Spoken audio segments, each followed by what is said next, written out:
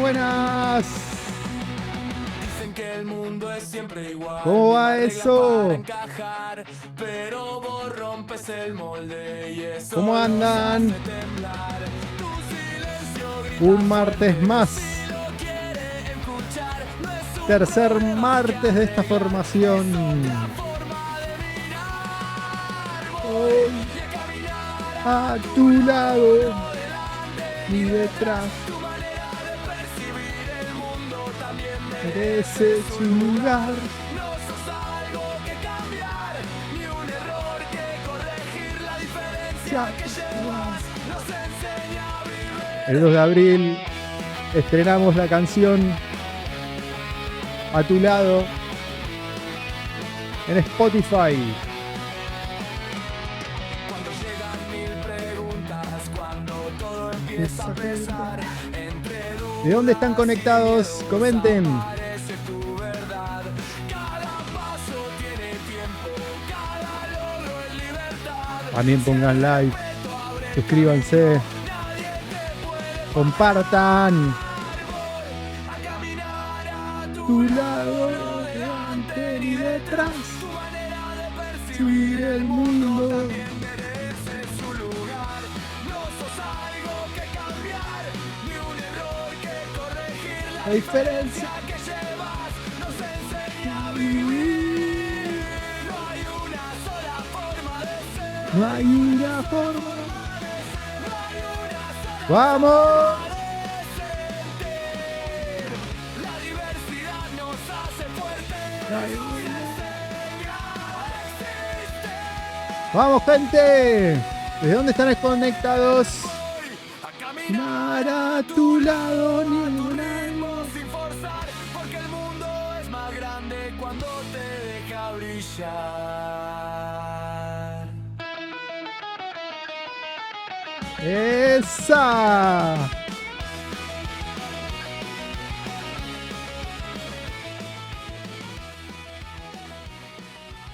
Ahí vamos terminando. ¡Qué grande! ¿Les gustó? Espero que les haya gustado. A tu lado. Lo vamos a estrenar este próximo 2 de abril. Ya se acerca el 2 de abril, gente. Ya estamos cerquitas. Muy cerquita del 2 de abril. Tercer clase. Hay gente conectada de Argentina, de muchos lugares de Argentina, de la costa, provincia de Buenos Aires, de Mendoza. Hay gente de Chile, de Perú, gente de un montón de lugares. Nos ha sorprendido. Gente de Jamaica se ha conectado, gente de Londres, gente de Canadá, de Estados Unidos, de España, mucha gente de España. La verdad que estamos muy, pero muy contentos por la repercusión de esta formación, de estos encuentros. Recuerden, todos los martes, 7 de la tarde, hora argentina. Súmense acá abajo en la descripción a los grupos de WhatsApp, porque ahí es donde básicamente les vamos avisando de las clases, de qué se van a tratar las clases. Recuerden también que pueden colaborar con cualquiera de las 3 opciones para poder ver o volver a ver las clases grabadas. También recuerden que ni bien finalizan las clases, las dejamos en este canal de YouTube 12 horas de manera libre y gratuita para todos, sobre todo para quienes se van conectando a medida que pueden, pues bueno, no todo el mundo se puede conectar a las 7 de la tarde hora Argentina, hora Chile, hora Uruguay, hora de algunos lugares de Brasil también. Así que nada, intentamos hacer lo mejor posible, de brindarles lo mejor posible para que la experiencia sea lo más linda, que conectemos tanto ustedes con lo que tenemos para compartir nosotros de este lado y que lo que pensemos compartirles martes a martes, bueno, realmente sea importante y pueda impactar realmente la calidad de vida de las personas autistas, que pueda impactar en también la vida de los responsables de crianza, esas mamás, esos papás, esos abuelos, esas abuelas, esos hermanos, esos tíos, esas tías que le ponen el pecho y le ponen el cuerpo y que muchas veces están hiper preocupados por intentar resolver situaciones cotidianas del día a día que tal vez no pueden o no saben cómo resolver y cómo realmente acompañar con sentido, ¿no? Por eso pensamos este nombre que realmente creo que tiene mucha potencia y le da significado a esta formación, ¿no? O a este ciclo de encuentros, como ustedes quieran llamarle.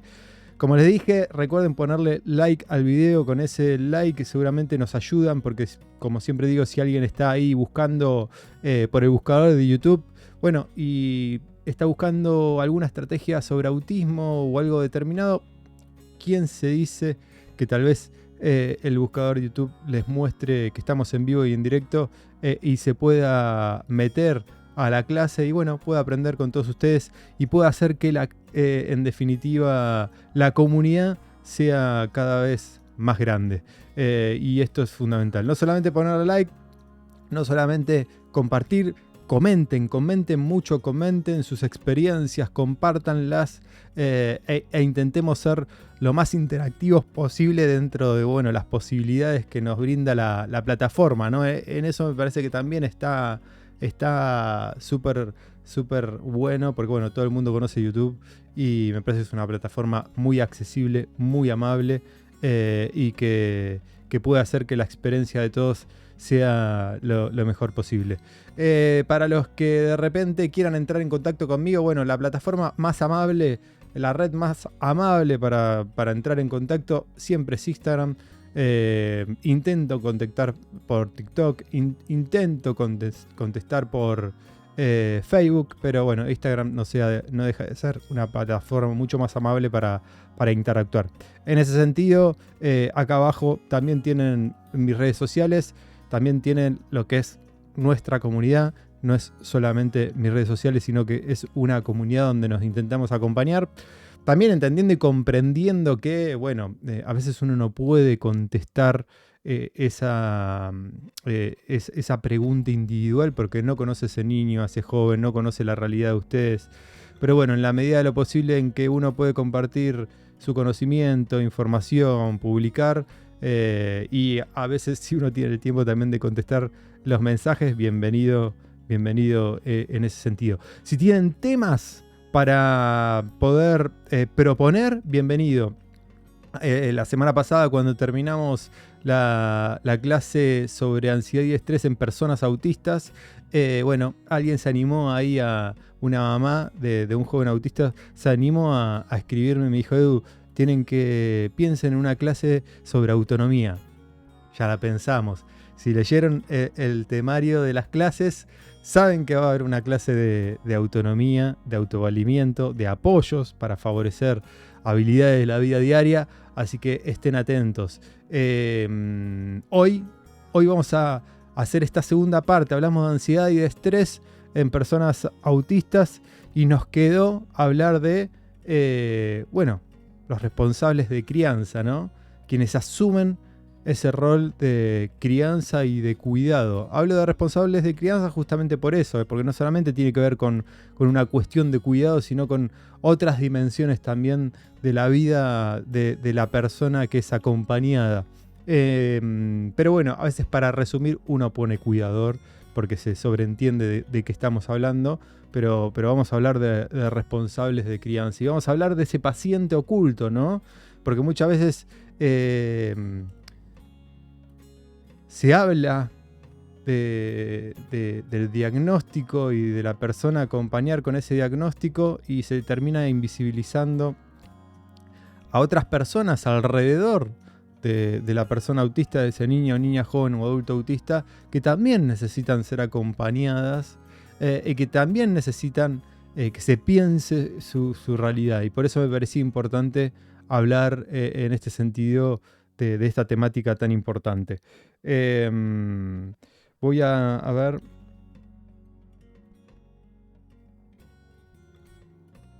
Ahí está bien, en 35 creo que está bien la música de fondo.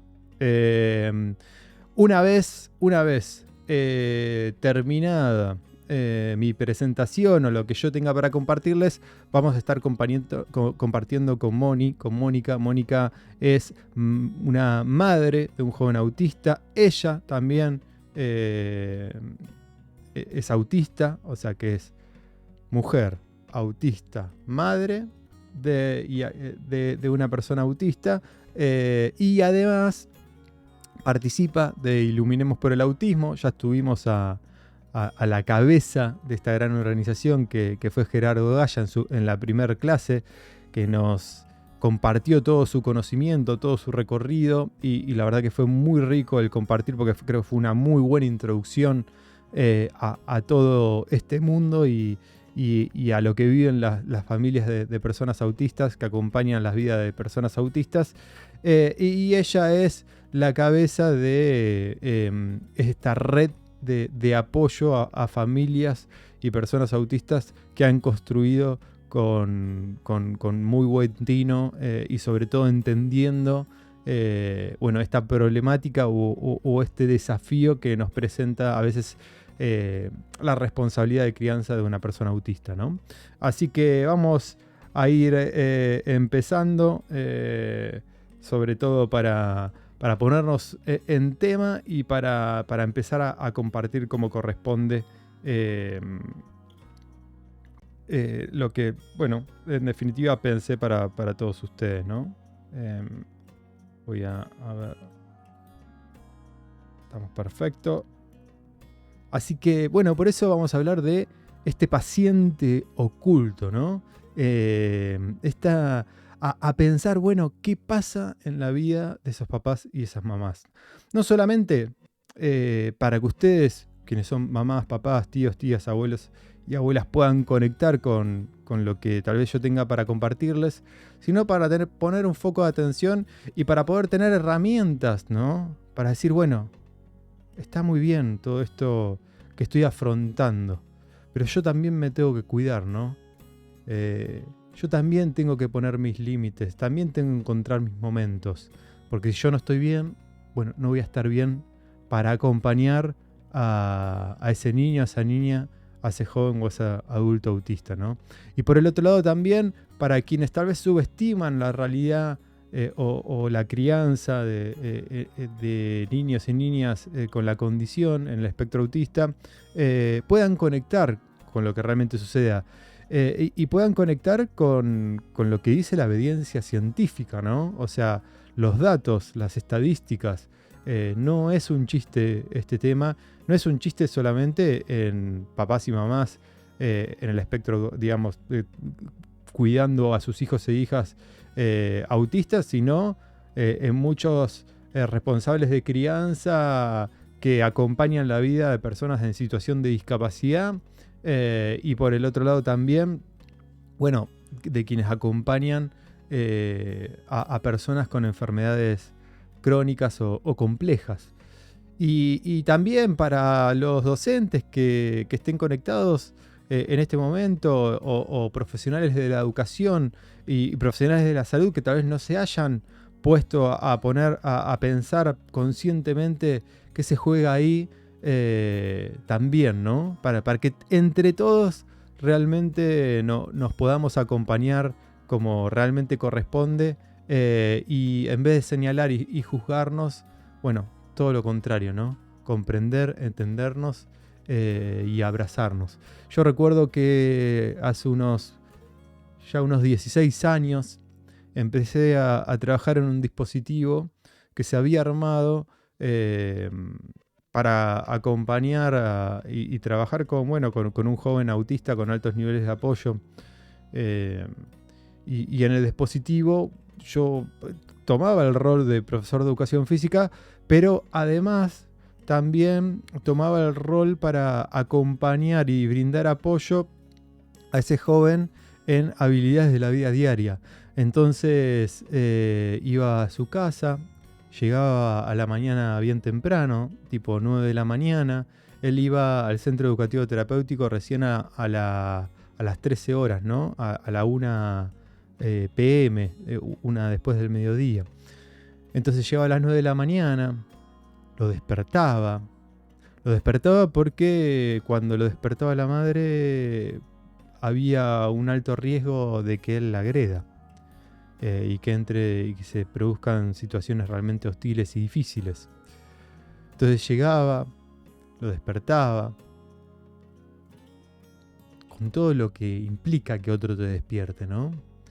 Le ponía, le iba tocando dulcemente, le ponía un timer, él dormía unos minutitos más, se levantaba. Cuando empecé a trabajar no se vestía solo y empecé a trabajar de a poquito para que se empiece a vestir, porque como todo el mundo le tenía miedo, también empieza a aparecer esta situación de manejo y control donde me terminan asistiendo en cosas que realmente las puedo hacer.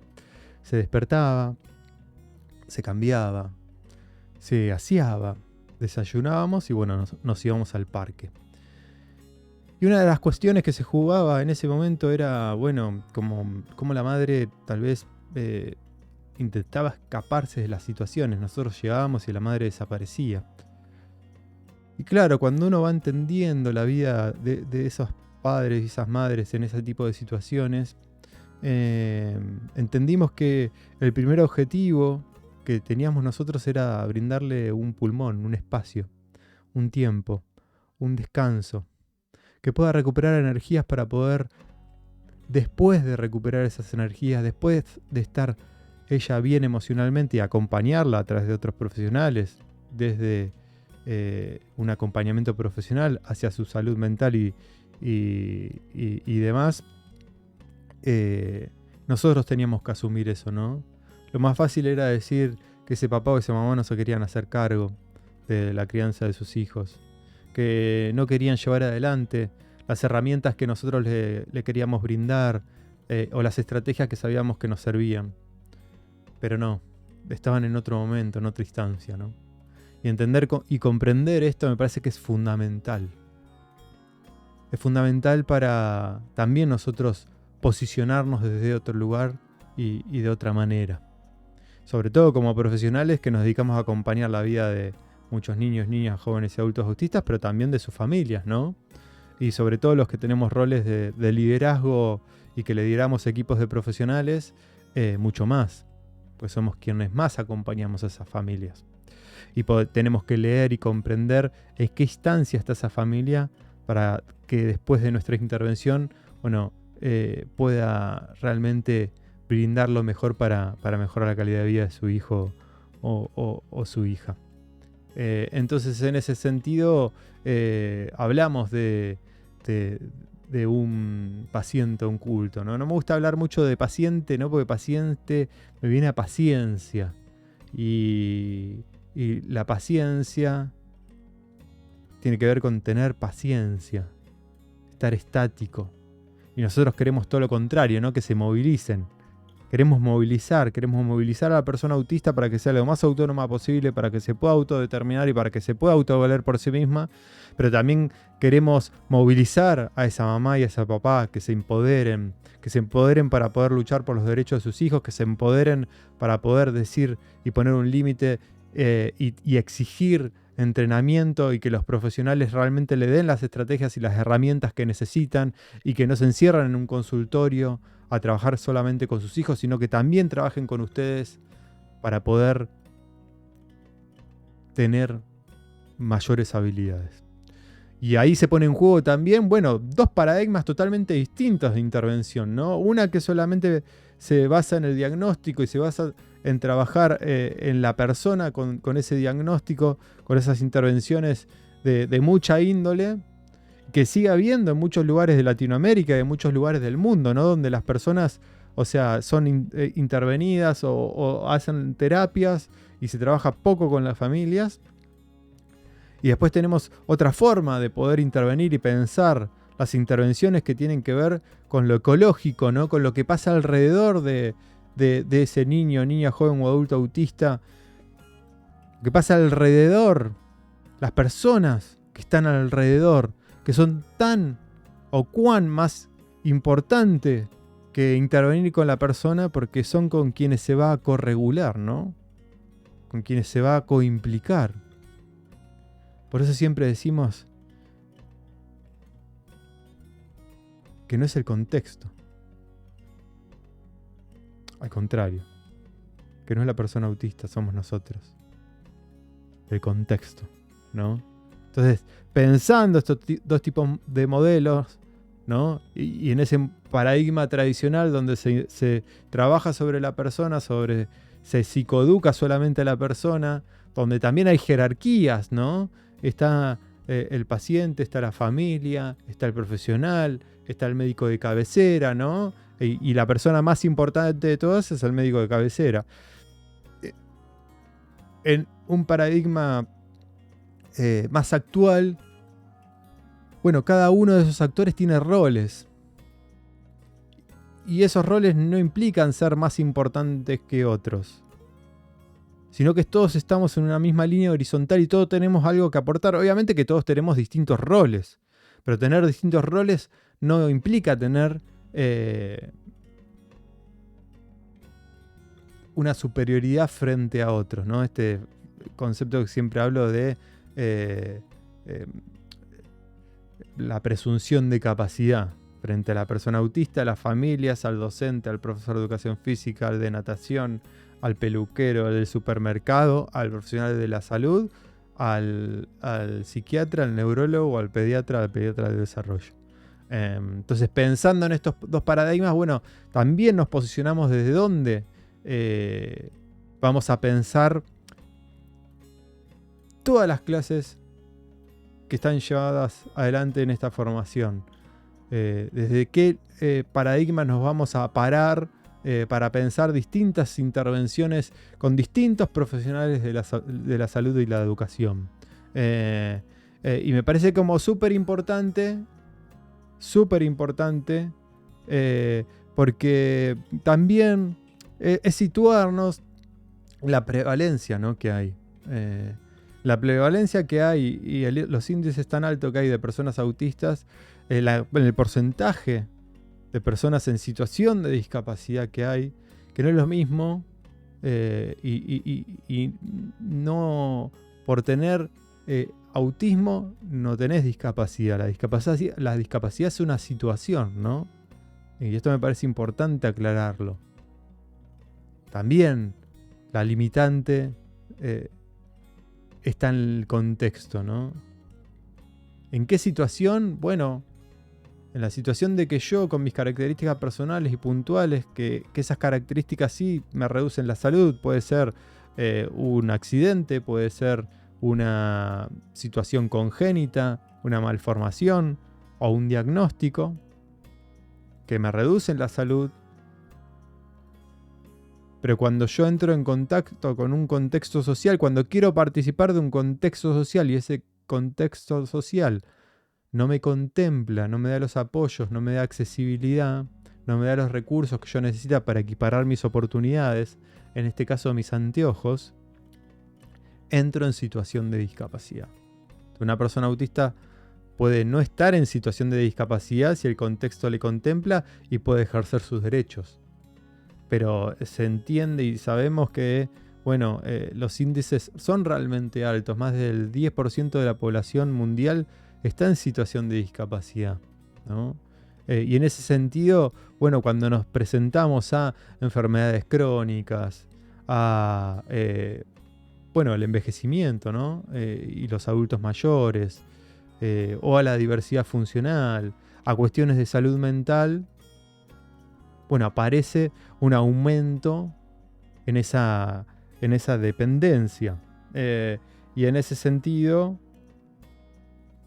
me parece súper importante porque, como pueden observar, bueno, ese aumento en la dependencia de la persona, bueno, termina impactando en el responsable de crianza, termina impactando en el cuidador, que no es un profesional, que está implicado desde lo emocional con esa persona porque es un familiar,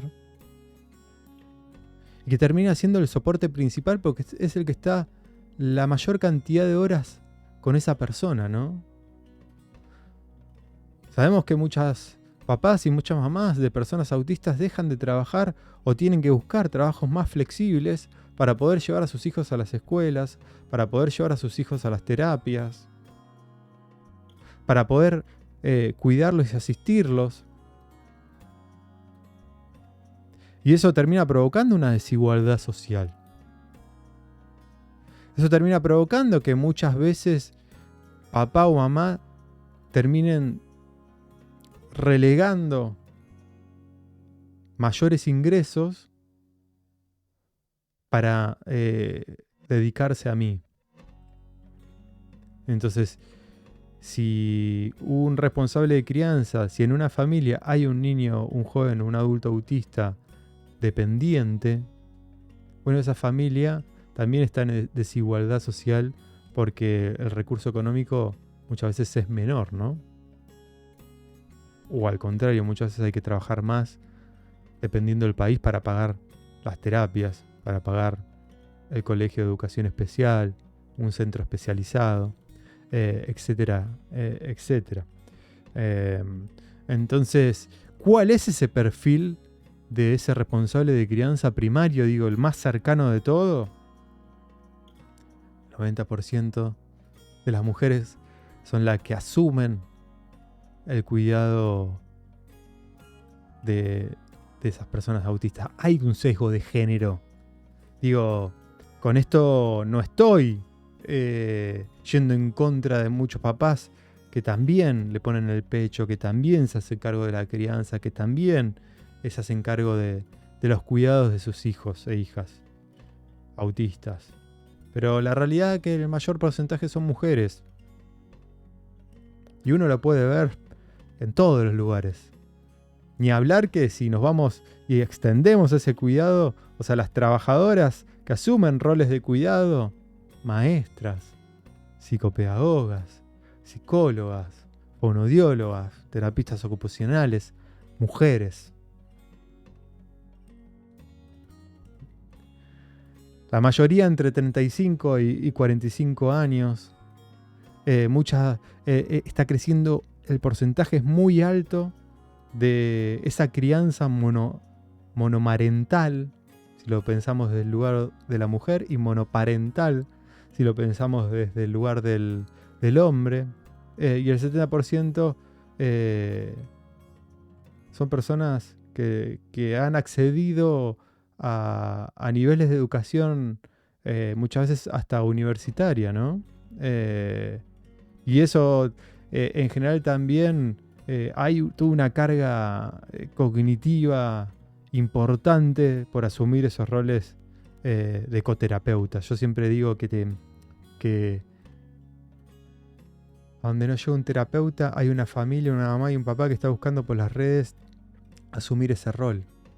Y muchas veces yo le digo a mis colegas docentes que muchas veces lo que no hacen ellos en el aula o en el patio, lo termina haciendo esa mamá o ese papá después de que su hijo fue a terapias, después de él haber trabajado, sentándose con él, siendo docente y enseñándole cosas que no aprende en el sistema educativo. Respeto, mucho respeto. Mucho respeto y mucho diálogo. Mucho comprender y entrar en contacto. Comprendernos mutuamente. Comprender a los responsables de crianza. Comprender también los distintos roles, ¿no? El rol de un profesional de la salud, que muchas veces también está solo, que también está descuidado, que en Argentina estamos pasando una situación altamente difícil y muchos de esos roles de cuidado están precarizados, pero que si uno como profesional decide decir stop y cortar por esa precarización su trabajo, bueno, se queda una persona autista muchas veces sin sus derechos, sin el acceso a sus apoyos y sus recursos, ¿no? Y eso realmente, esa extorsión del propio sistema y de muchos sistemas del mundo es terrible, ¿no? ¿Qué relatan estos responsables de crianza? Bueno, el 88% dice que no tiene tiempo, ¿no? Ni vacaciones ni intereses personales. Y cuando hablo de vacaciones, porque muchas veces, como nos pasa a todos los adultos, que tenemos hijos e hijas, muchas veces las vacaciones las terminan disfrutando de nuestros hijos, pero nosotros no, ¿no? Y terminamos hipersaturados. Las mujeres obviamente conforman la gran mayoría de las cuidadoras o cuidadores informales, porque digamos hay profesionales que también se dedican a eso y postergan su salud médica, ¿no? Ignoran muchas señales que le está dando su propio cuerpo o su propia psiquis de que necesitan ayuda.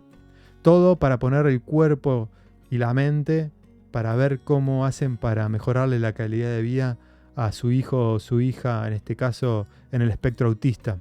Después uno, entendiendo y comprendiendo esta realidad, entiende por qué muchas familias están desesperadas y salen a buscar tratamientos mágicos, tratamientos que supuestamente van a cambiarle la calidad de vida a ese niño, a esa niña o a ese joven de un día para el otro. Y sabemos que no es así, que claramente hay que poder pensar en todas las dimensiones de la calidad de vida de esa persona para poder impactar lo mejor posible en la calidad del sueño, en la calidad en la actividad y el ejercicio físico, en la calidad en la alimentación, en cuestiones biológicas que pueden estar pasando y tenemos que investigar. Pero claramente, si ustedes están bien, sus hijos autistas van a estar bien. Sin ninguna duda. Eso ténganlo muy, muy claro y muy en cuenta. Esta escala, ahora nos vamos a meter un poquito en la escala Sarit, solamente también, ¿no? Para dar una descripción de qué hablamos, en los términos que van apareciendo. Pero esta escala justamente lo que hace es, bueno, evaluar el nivel de agotamiento de un responsable de crianza. Está pensado para eso, ¿no? Y para poder evaluar si la persona necesita o no un acompañamiento desde la salud mental. Y en ese sentido vemos como el 61,5% en los trabajos realizados con esta escala, aparece que hay una sobrecarga intensa. Hace poquito publicaba algunos videos y algún contenido en relación al síndrome del cuidador, que es de lo que estamos hablando, y muchas familias me decían: Edu, me siento así. Edu, estas son las características que tengo. Entonces, como cuando uno da un registro, cuando da información sobre algo, y está esa mamá o ese papá que se ve reflejado y empieza a poder discriminar y leer lo que uno le está compartiendo, bueno, empieza a entrar en una situación donde hay algo que al menos le dio una alerta, ¿no? Hay algo que les dijo: mírense, hagan un stop, piensen en ustedes, porque ustedes son el pulmón de sus hijos e hijas. ¿Qué es la escala Sarit? Bueno, como les decía, es una escala básicamente para hacer visible la sobrecarga del cuidador primario, ¿no? O sea, está construida desde ese lugar y está en relación con, bueno, un cuestionario que se le hace a los responsables de crianza. Como bien le decía, justamente para pensar el impacto físico, emocional, económico, que absorben los responsables de crianza. Fue creada ya hace unos 46 años, ¿no? Si no me equivoco. Como una manera estándar para medir justamente esa carga objetiva, pero también reacciones emocionales subjetivas del cuidador. Se estructura en 22 ítems, como les decía, y bueno, ha mostrado una alta precisión clínica desde los profesionales de la salud. Obviamente yo no voy a estar haciendo o llevando adelante una escala, solamente les traigo un poquito de información para que sepan de qué va esta escala. ¿Por qué? Bueno, porque hay claramente un impacto sobre todo del cuidado, como les decía, en medidas que hay que pensar en el control, la falta de tiempo que aparece, la falta de sueño. Díganme en el chat, ¿cuántas horas duermen por día ustedes? ¿Cuántas veces se quedan dormidos con sus hijos e hijas en la cama de sus hijos e hijas? Muchos de ustedes a veces aceptan dormir, que su hijo o su hija duerman en su cama porque no dan más? Y eso impacta en el deterioro de la salud, en el deterioro físico de todos ustedes. ¿No? Por otro lado también sobre pensar, bueno, muchas veces ese miedo que aparece en el cuidador, ese aislamiento profundo en las relaciones sociales, a medida que la vida va doliendo, que no damos más,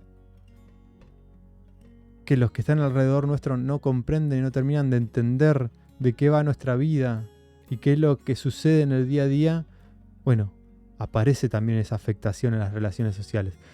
Y en lo interpersonal, ¿no? En la autoestima, en la propia vergüenza, el enfado, enojos, miedos, frustraciones, incomodidades, que eso termina directamente muchas veces, y también hay un alto porcentaje de separaciones en relaciones donde hay un hijo o una hija autista, ¿no? Entonces trabaja sobre estos 4 factores. Como le decía, el impacto en el cuidado, las competencias, las relaciones sociales y las relaciones interpersonales. Y depende la puntuación que dé esa escala. Como le decía, puede haber una ausencia de sobrecarga, una sobrecarga leve o una sobrecarga intensa. Y como veíamos, más del 65% de las personas que han realizado esta escala y tienen hijos e hijas en situación de discapacidad o enfermedades crónicas o adultos mayores, bueno, han justamente dicho que estaban con una sobrecarga intensa, o más que dicho, han contestado esta escala, este cuestionario, y ha salido como resultado que estaban con una sobrecarga intensa. Y algunas de las preguntas, como para que tengan ejemplos, tiene que ver con estas preguntas, ¿no? ¿Siente que ha perdido el control de su vida desde que comenzó la enfermedad o se enteró del diagnóstico de su hijo o su hija? ¿Cree que su salud se ha visto afectada por tener que cuidar a su hijo o su hija, o a él o ella? Porque uno puede también estar acá de repente, y no nos olvidemos.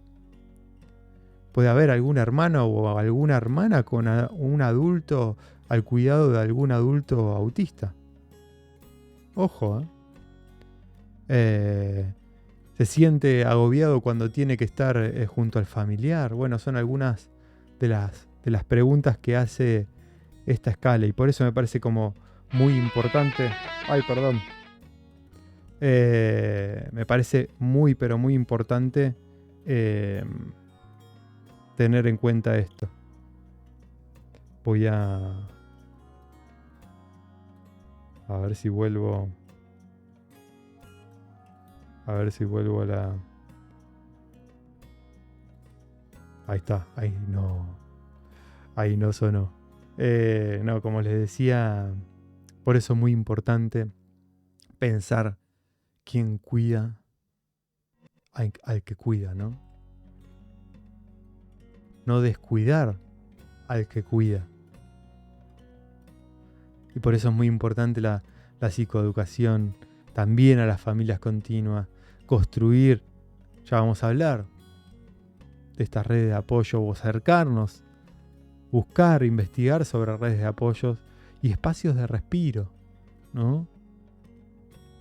Claro, algunos me escucharán y decir, Edu, ¿de qué hablas? ¿De espacios de retiro? No tengo nadie que me cuide a mi hijo o a mi hija. Bueno, tal vez estará en nosotros empezar a pensar esos lugares de respiro, ¿no? Y a construir esos espacios de respiro. A veces esos espacios de respiro son esos grupos de familias que hay en todas las ciudades del mundo, que se agrupan esas familias de niños, niñas, jóvenes y adultos autistas para poder acompañarse, para poder escucharse, y a veces empiezan como redes de apoyo y terminan también en espacios de respiro. Conozco muchos grupos de familias que de repente los sábados a la tarde se juntan a tomar unos mates en alguna de sus casas, sabiendo que no van a ser juzgadas, sabiendo que sus hijos e hijas están seguros y seguras, y se acompañan mutuamente, descansan, van asumiendo cada uno por 10, 20 minutitos el rol de quien cuida a los chicos y chicas con autismo para poder construir estos espacios, ¿no? Tan pero tan importantes y que no tenemos que dejar de vista. ¿Por qué? Porque el costo emocional, bueno, es claro el costo emocional. O sea, no se los tengo que decir yo. O sea, ustedes lo saben mejor que yo. Lo saben mucho mejor que yo. Pero sí es importante detectar esas señales, ¿no? Cuando aparece ese miedo. Ya hablamos de qué era la ansiedad, ¿no? La ansiedad está regida por el miedo futuro. Ese estrés crónico, empieza a aparecer la fatiga, la hipervigilancia. ¿Por qué muchas familias, muchos papás y mamás, cuando uno le dice A, están en alerta, están irritables, te atacan de golpe? Bueno, la idea de hoy es comprender por qué pasa lo que pasa. Comprender que a pesar de todo esto, encima estoy pensando que en cualquier momento me van a llamar porque mi hijo o mi hija se pone mal y lo tengo que ir a buscar a la escuela, lo tengo que ir a buscar muchas veces, porque me he enterado y me lo han contado familias, a la propia terapia. No solamente a la escuela, no solamente a la terapia, al centro educativo terapéutico, a lugares supuestamente especializados. Y por eso este mundo es tan amplio y tan divergente, tan heterogéneo, que tenemos que entender y comprender que muchas veces esa pelea idiota e inútil entre las personas autistas con un nivel de apoyo bajo y que supuestamente invisibilizan a las personas autistas con altos niveles de apoyo, pasan exactamente lo mismo. Ya tuvieron dos voces, una en cada clase. La tuvieron a Paula en la primera clase, la tuvieron a Maricel en la segunda clase, contándoles lo que ellas viven en el día a día.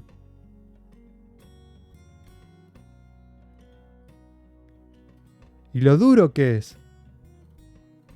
Y que muchas veces un recorte de 30 segundos en una red social no muestra el día a día de esa persona, ¿no? Y ni hablar situaciones derivadas de la depresión, ¿no? Que empieza a aparecer primero como aislamiento, después en un aislamiento crónico, un aislamiento profundo, la pérdida de identidad propia, hasta abandonar los proyectos de vida. Y alguien que abandona proyectos de vida, alguien que no tiene un por qué vivir, bueno, termina dejándose ir. Todos ustedes conocen, acá en Argentina tuvimos, en 2024, 2 madres de 2 niños autistas decidieron quitarse la vida. En 2023, una madre adulta mayor decidió quitarle la vida a su hijo adulto autista. En Australia hace poquito pasó lo mismo, pero pasa alrededor del mundo y nos pasa acá cerca. Tenemos que detectar esas señales para cuidarnos, para acompañarnos. Y también preguntarnos qué está fallando en el sistema de salud y de salud mental que no está pudiendo abordar este tipo de situaciones. ¿Qué está pasando con los profesionales que acompañan esas vidas y esas que no están pudiendo acompañarles a esas mamás y a esos papás como corresponde?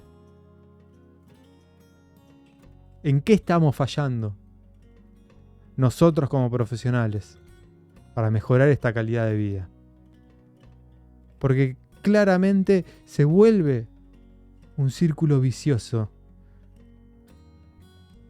Si hablábamos de esos círculos viciosos de la ansiedad y del estrés, bueno, claramente en esa narrativa interna que se va construyendo ese responsable de crianza de una persona autista, está en esa hiperexigencia de asumir ese rol de cuidado, de hacer el trabajo lo mejor posible, de ser la mejor madre o el mejor padre del mundo. Eso termina generando culpa y aislamiento, porque no podés ser el mejor padre y madre del mundo, porque tampoco sos terapeuta y tenés las herramientas y vas conociendo las herramientas de a poco.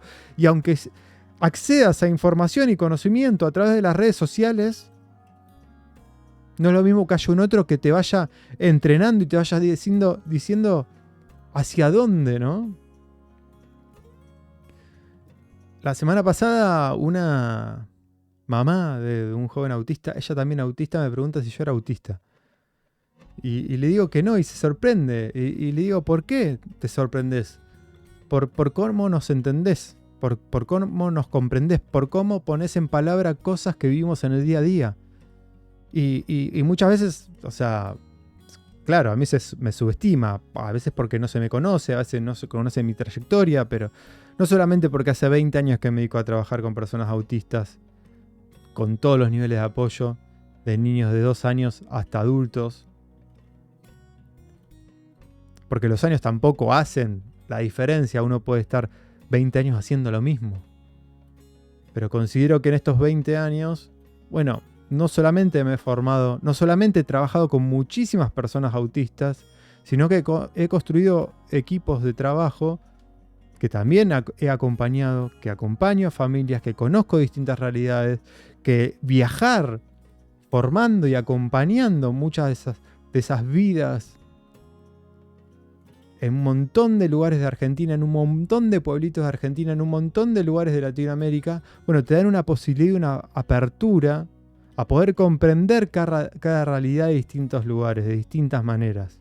Y haber trabajado con personas autistas con distintos niveles de apoyo también te da la posibilidad de comprender y de aprender de esas realidades y de lo que se pone en juego ahí, ¿no? Y de esas frustraciones y esa hostilidad muchas veces, ese agotamiento.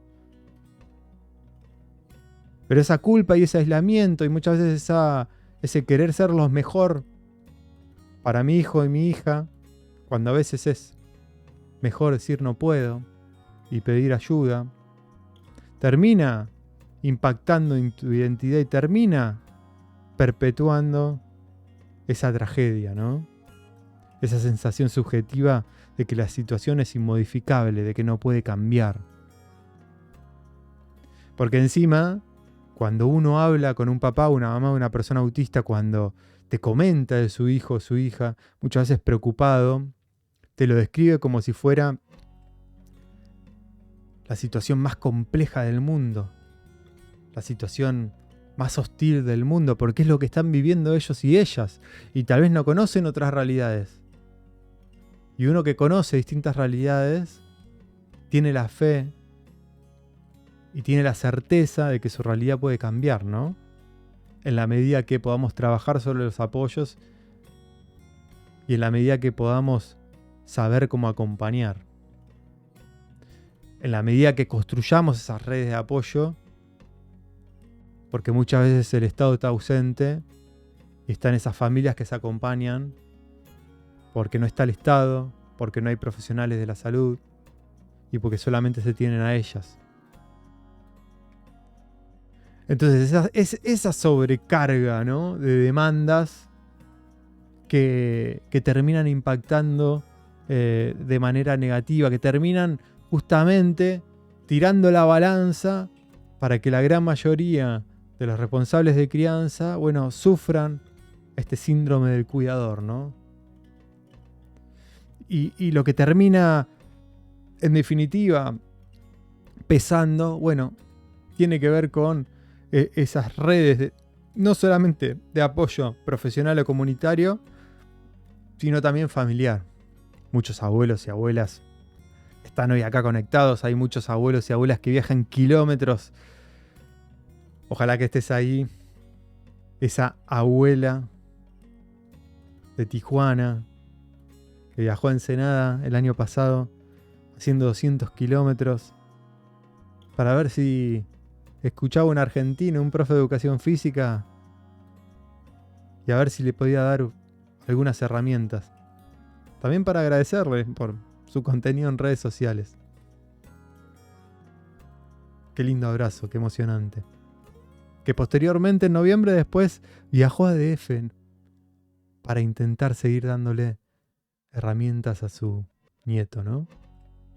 Esos abuelos y esas abuelas que ponen todo por sus nietos son impresionantes e únicas. Esto lo voy a ir pasando solamente para poder hacer algunas comparaciones, ¿no? Como a veces también dependiendo de las características, bueno, tienen que ver con el nivel de demanda. Ese nivel de demanda que a veces un niño con déficit de atención, con o sin hiperactividad, puede necesitar una supervisión, ¿no? Y una supervisión en su conducta y desde lo académico, mientras que a veces una persona autista de grado 1 o grado 2, a veces una medicación ayuda, supervisión o apoyo desde lo social, trabajar las rutinas, ciertas cuestiones. Y bueno, cuando nos presentamos con personas con altos niveles de apoyo, bueno, esa situación se vuelve casi en un 100% de demanda, ¿no? En una demanda en actividades muy sencillas como que la persona pueda comer de manera con algún apoyo, que pueda ir al baño, ser asistido, asearse. Y cuando a veces no hay cuidadores profesionales, bueno, ahí están las mamás, ahí están los papás haciendo ese trabajo, ¿no? Y asumiendo ese rol con un coste. El coste del aislamiento social. El coste muchas veces de esa alta restricción social. Y esto ya lo estuvimos viendo, ¿no? Aumento en la demanda, reducción drástica del tiempo libre y el ocio tan importante para todos nosotros, ¿no? Hacer en algún momento del día algo que nos gusta, algo que nos hace bien. Yo molestaba mucho a los papás y las mamás que me seguían por redes en la pandemia, insistiendo de que se den, aunque sea 10 minutitos en ese día para ellos, para escuchar música, ver algo que les gustase, leer, hacer actividad física, lo que a cada uno le haga recuperar sus cucharas, ¿no? Y el aislamiento y la retirada de los círculos sociales termina haciendo que esa disminución del apoyo social exista, ¿no? Entonces, de vuelta, alta demanda, reducción drástica del tiempo libre y el ocio, retirada de círculos sociales, protección contra el estigma social, disminución del apoyo. O sea, y nos vamos retirando. Por eso lo que aparece con alto porcentaje tiene que ver con el impacto en el descanso y el sueño, las emociones y la conducta propia del cuidador, la vida social y familiar. Lo que supuestamente más cuidan los cuidadores es la apariencia física. Hay que ver. Lo pongo en duda. Pero bueno. Pero sí es verdad, y tal vez lo más importante tiene que ver con los factores del descanso y el sueño, lo emocional y la vida social y familiar, ¿no? Por eso el agotamiento emocional, la pérdida de identidad y de autoestima, la reducción de la realización personal termina en ese síndrome del cuidador, quemado, ¿no? En el síndrome de burnout. Y me parecía como súper importante poder pensar en esto. Y vemos, para empezar a pensar algunos apoyos, algunas estrategias para compartirles, allá que Moni va a hablar mucho y también les va a dar herramientas. Bueno, entender que la trayectoria sin intervención termina teniendo un efecto negativo, ¿no? Sobre esa sobrecarga. Y en la medida que hay intervención sistemática, en la medida que hay redes de apoyo, en la medida que hay redes familiares que acompañan y comprenden, que hay un docente, una directora que te escucha, que te acompaña, que te da seguridad. Yo siempre cuento la misma anécdota. Nosotros tenemos colonias de vacaciones y muchas veces las familias que vienen por primera vez, los primeros días que dejan a sus hijos 3-4 horas, se quieren quedar por si de repente les pasa algo. Y yo les digo que no los voy a llamar, más allá de que solamente podemos llegar a llamarles si su hijo autista o su hija autista lo vemos que está emocionalmente acongojado y muy mal, ¿no? O sea, a veces ese despegue genera que el niño o la niña le caigan algunas lágrimas, pero después vemos como automáticamente ya le llamamos la atención y se ponen a jugar y ven la pileta y quieren meterse a la pileta, a la piscina de natación.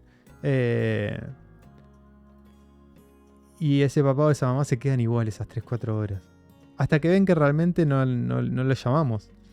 Hasta que ven salir contento o contenta su hijo o su hija. Pero bueno, todo eso lleva un proceso de acompañamiento. Lleva a entender lo que se pone en juego ahí. Lleva muchas veces ganarnos la confianza porque ese niño o esa niña no comunica a través de la palabra hablada y no le puede comentar el día a día en esa actividad. Más allá de que muchos niños y niñas de 2, 3, 4 años tampoco pueden relatar mucho. En este caso, con niños y niñas que presentan desafíos en la comunicación muchísimo mayor, ¿no? Y es ahí, en ese impacto psicológico moderado o severo, donde empieza a aparecer la depresión, la ansiedad, el estrés crónico, etcétera, etcétera. Entonces, por eso es muy importante poder trabajar y pensar la ecología de ese niño o esa niña, para poder pensar, por un lado, en ese cambio de paradigma y pensar en todos los que rodean a ese niño, en esos responsables de crianza o cuidadores primarios, pensar una intervención a nivel general y trabajar sobre el duelo, ¿no? Porque básicamente es como les digo, para cuidar primero hay que cuidarse. No hay mucha vuelta que darle.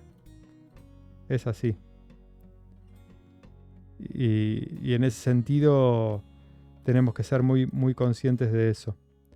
No sé por qué bajé el volumen.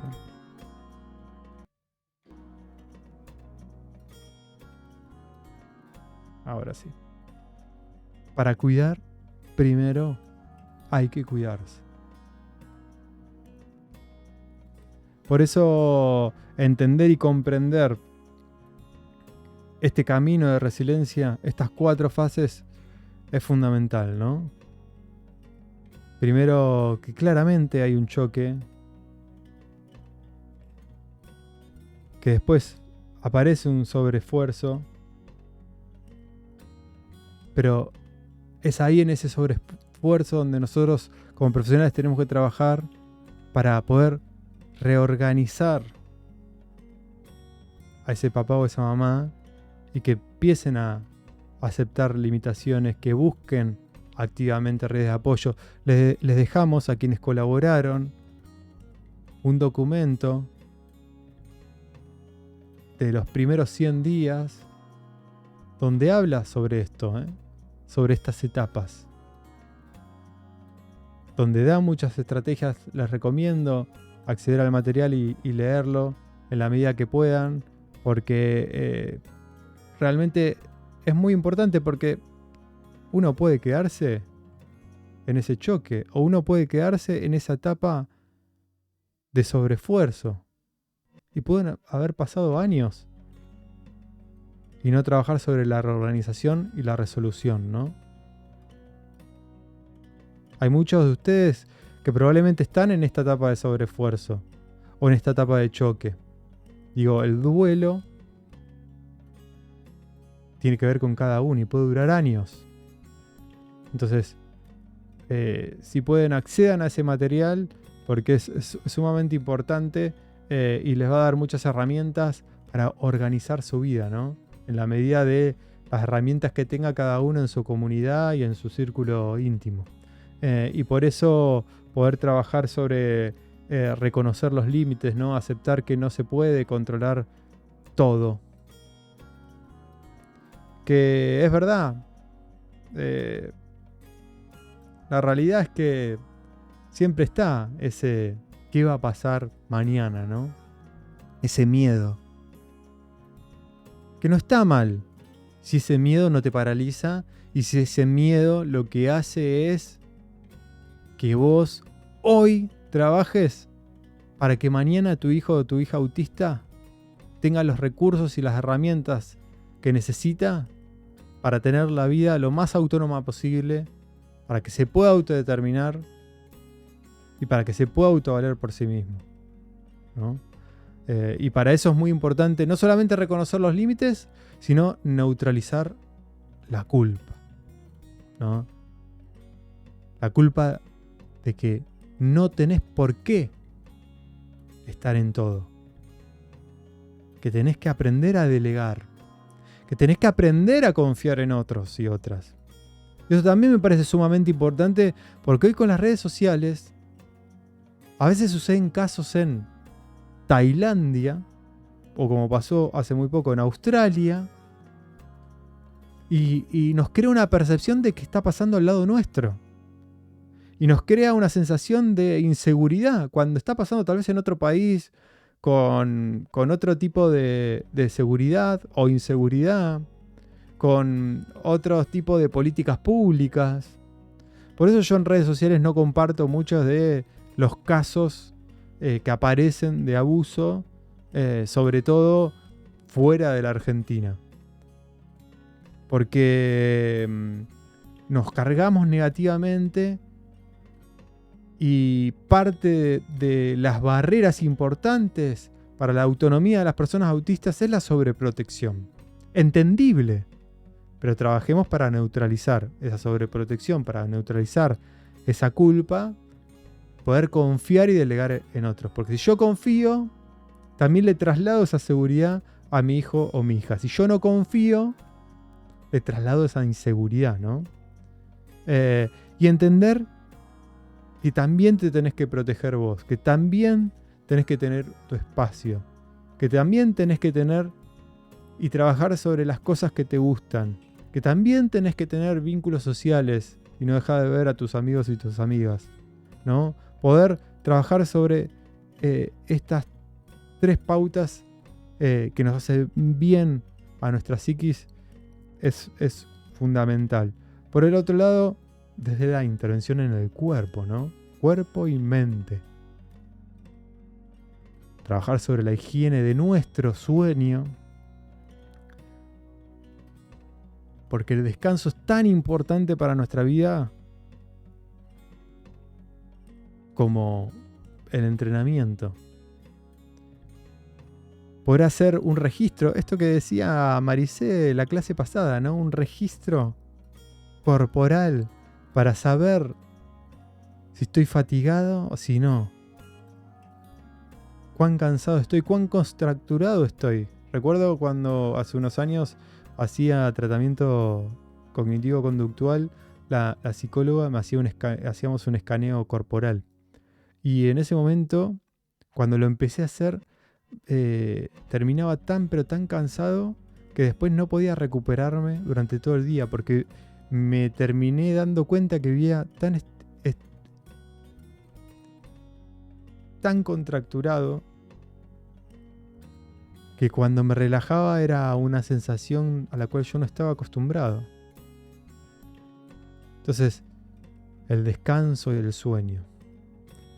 Hacer escaneos corporales para poder saber qué señales me está dando mi cuerpo y darnos micro descansos, aunque sea de 5 segundos, o haciendo ejercicios de respiración muy buenos, es fundamental, ¿no? Es súper importante. Y programar. De última, si nosotros no tenemos el registro para poder frenar, ponernos alarmas, ¿no? Y decir, bueno, ahora tengo que parar. Ya mi hijo está en el centro. ahora me toca a mí, aunque sea 10 minutos. Súper importante. Redes de apoyo. Ahora posteriormente vamos a hablar de esas redes de apoyo. Así que no voy a hablar mucho en ese sentido. Que en esas redes de apoyo encontrar ayuda, encontrar una comunicación asertiva, ¿no? La comunicación asertiva es esa comunicación donde mi palabra es tenida en cuenta, es validada, es escuchada, me siento parte de ese grupo, me siento igual a los demás. No hay una asimetría de poder en ese sentido. Y que me pueda brindar apoyos y recursos como familia y entender y encontrar lugares donde hay otros que también ya pasaron por lo que estoy pasando ahora. Y también me pueden aportar para saber o tener estrategias para afrontar la situación del día a día actual. Y obviamente que si hay apoyo institucional, sería lo ideal, ¿no? Es fundamental. Pero sabemos que en muchos lugares del mundo el apoyo institucional no deja de ser un privilegio en vez de un derecho. Pensar, hacer un registro de lo que puedo controlar y lo que no puedo controlar.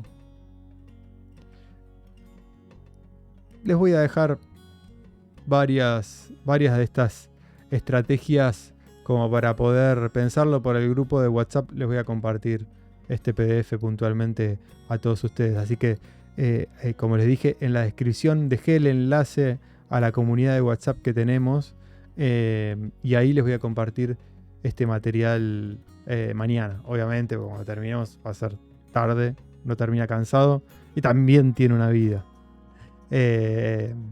Pero bueno, en ese sentido, porque no quiero marearlos, no los quiero marear más, porque quiero realmente que disfruten de esta intervención con Moni, que justamente va a hablar de redes de apoyo, que busquen esas redes de apoyo, que busquen grupos de familia en cada una de sus ciudades, y si no tienen grupos de familia, empiecen a unirse como familias. Acompañémonos, abracémonos. Los dejo con Moni.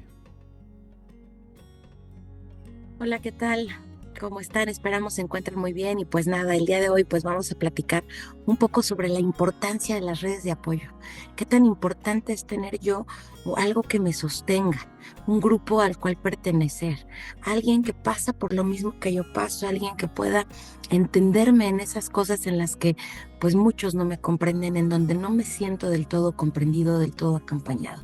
Y pues en ese sentido me gustaría presentarles la pantalla para que podamos ir pues desmenuzando un poquito esta idea que les quiero compartir y contarles de la experiencia que hemos tenido con las redes de apoyo de Iluminemos por el Autismo. Entonces vamos a compartir pantalla para ir viendo un poquito estos temas y para poder tener un orden de ideas que irles guiando en esta conversación. Bien, denme un momentito, vamos por acá.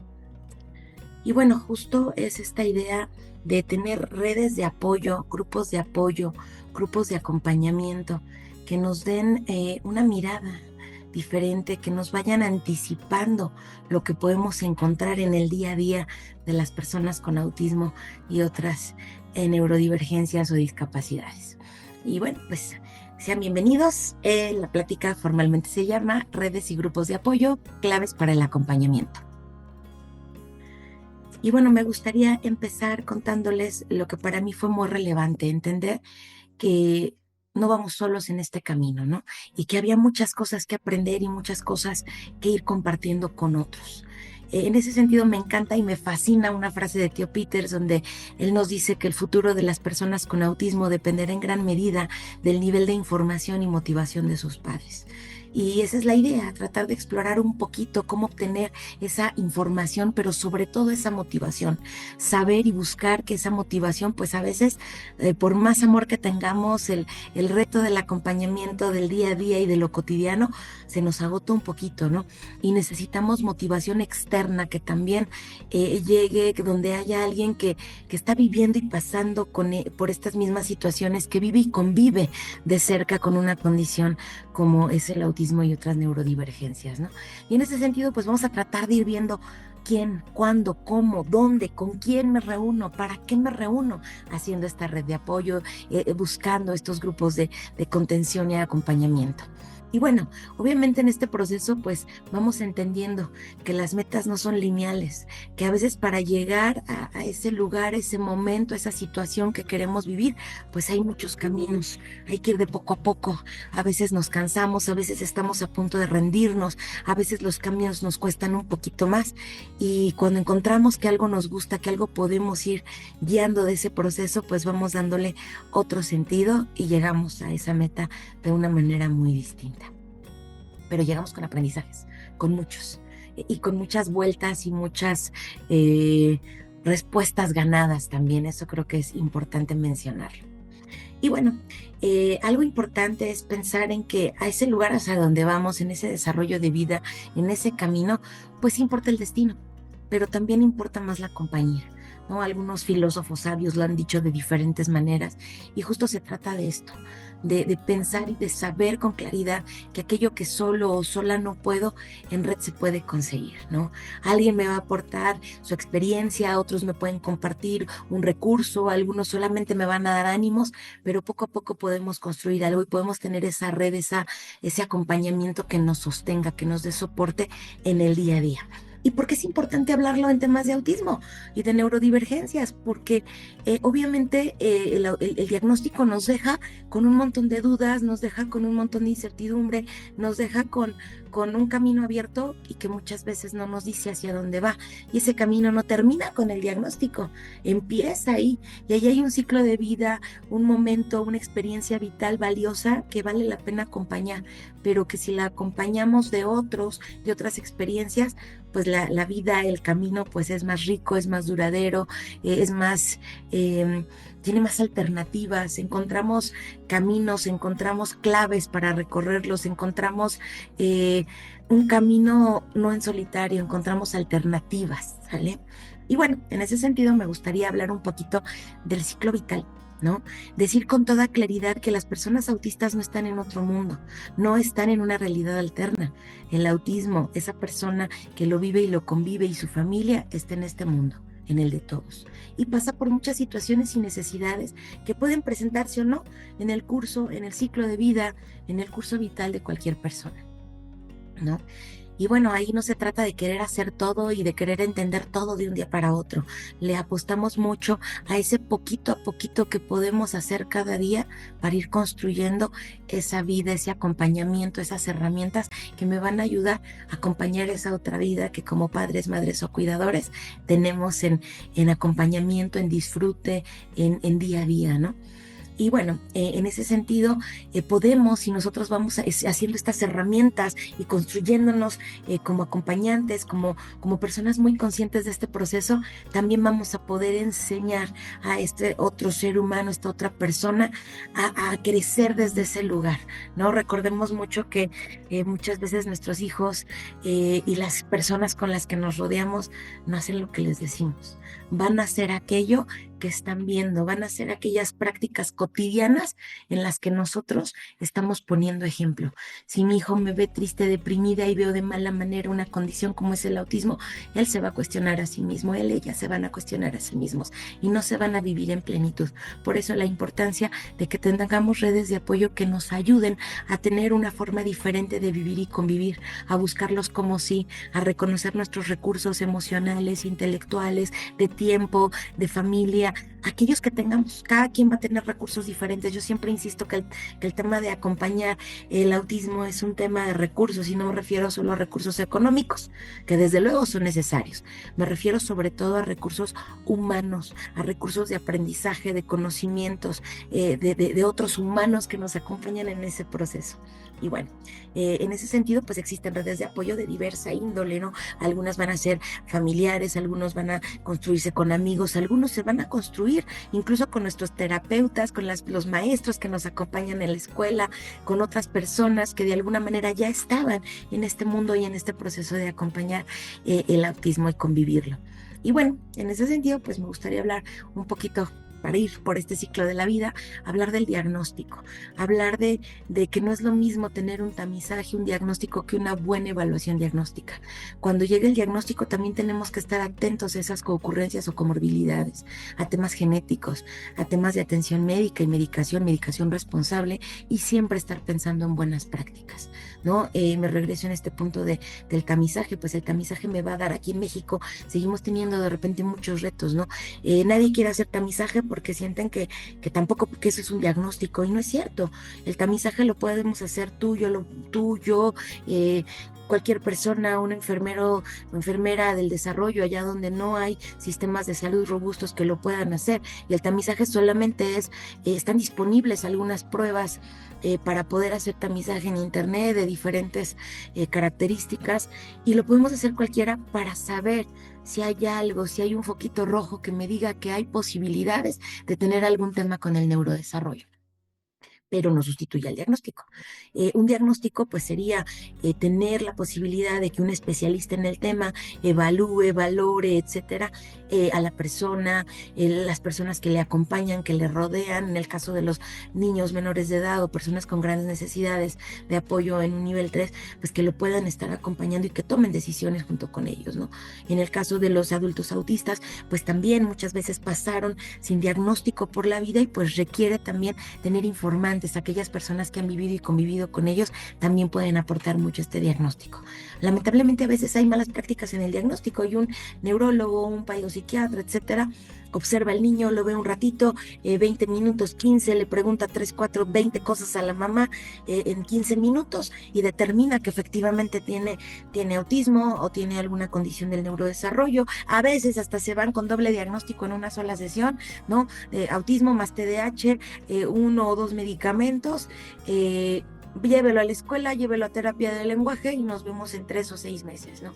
Esas son malas prácticas en el diagnóstico, y son malas prácticas, hay que decirlo, en la práctica médica clínica. No es algo totalmente profesional. ¿Qué tendríamos que tener? Buenas prácticas, que es una evaluación diagnóstica donde yo te acompaño, te conozco en 4 o 6 sesiones, hago pruebas estandarizadas, tengo certificación para realizar esas pruebas estandarizadas, descarto cuestiones médicas, clínicas, hago pruebas que tenga que hacer para saber realmente quién es esta persona con la que vamos a la que estamos atendiendo, a la que le vamos a dar un diagnóstico, y que ese diagnóstico no sea destino, ¿no? Saber que ese diagnóstico también se mueve, que esa evaluación diagnóstica, después de este periodo en que nos van a hacer pruebas y en que vamos a tener que descartar algunos temas, al final podamos recibir un acompañamiento y una última sesión donde se dé lectura a ese documento que nos van a presentar, y que nos expliquen de qué trata, qué observaron, qué vieron y cuáles son las pautas para la casa, para otros espacios, para la escuela. Esas son buenas prácticas en la evaluación y el diagnóstico. Si no estamos teniendo esto dentro de nuestro proceso, tenemos malas prácticas, y tendríamos que buscar un diagnóstico certero que nos ayude a comprender mejor, que nos cobije, que nos acompañe, que se vuelva una ruta, un mapa que nos permita transitar de mejor manera por ese lugar. Y además, ya como un plus de ese buen diagnóstico, una buena evaluación diagnóstica, tendría que darnos alternativas para los padres, madres o cuidadores, e incluso las personas que viven y conviven con el autismo de personas adultas. ¿Sí? Han llegado personas a la red de padres, madres y cuidadores que tenemos, que son hermanos, que son esposas, que son gente que trabaja con alguien que tiene un diagnóstico. y quieren saber cómo ayudar, y a veces también no saben cómo ayudar y tienen muchas situaciones donde la convivencia se ha hecho difícil, donde quieren mejorarla pero no saben cómo. Entonces un buen diagnóstico es esa hoja de ruta, es ese mapa, y muchas veces esto no lo conoces y no lo sabes hasta que te rodeas de diferentes personas que han tenido este tipo de buena evaluación y las que han tenido malas evaluaciones. Entonces, como verás, varias experiencias pues nos van nutriendo y nos van acompañando para verlo, vivirlo diferente, tener más información, saber a dónde acudir por una buena evaluación diagnóstica, saber a dónde acudir para dar seguimiento si hay una concurrencia, algún tema genético, un tema de atención médica. Y a veces pues andamos perdidos, y si tenemos una red de apoyo y a lo mejor en el caso de la nuestra, cuando un papá llega con una duda, con una inquietud, hay 5 más que le contestan y le dan 3, 4 opciones, le cuentan su experiencia. Yo lo hice de esta manera, me atendió fulano, tal doctor o doctora, son fabulosos, nos han acompañado de manera maravillosa, y eso tiene un valor súper importante en este primer proceso de evaluación diagnóstica, tanto de los niños, adolescentes, como también en el caso de adultos diagnosticados. Contar con una red de apoyo que te pueda acompañar hace una diferencia total en este punto. Pero también lo hace en otros aspectos, y aquí me voy a ir a la parte de familia. La vida en familia también se mueve, también se transforma.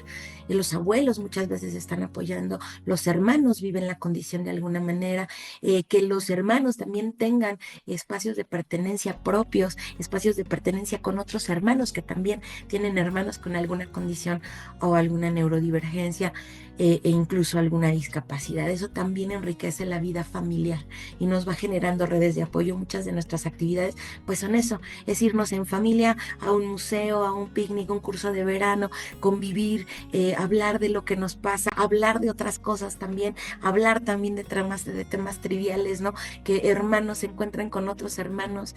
Eso enriquece mucho el día a día en familia, y pues esto va a hacer un cambio en el curso de la vida de una persona con la condición y de su familia. Y bueno, también por ahí en familia pues empezamos a comentar, ¿no?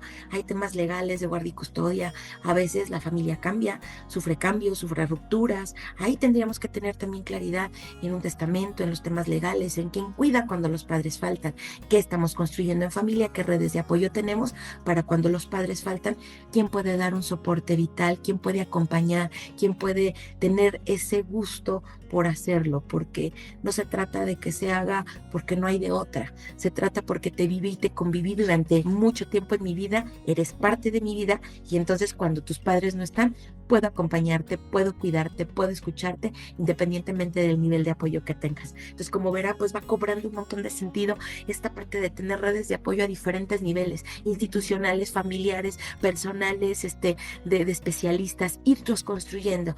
Estas redes de apoyo resulta fundamental para el ciclo vital de todas las personas autistas y sus familias, y el ciclo vital de la propia familia. Y bueno, muchos de los temas que también platicamos y aquí, que a mí me encanta, es hacer esta reflexión sobre mi paternidad, mi maternidad, el rol de cuidados, ¿no?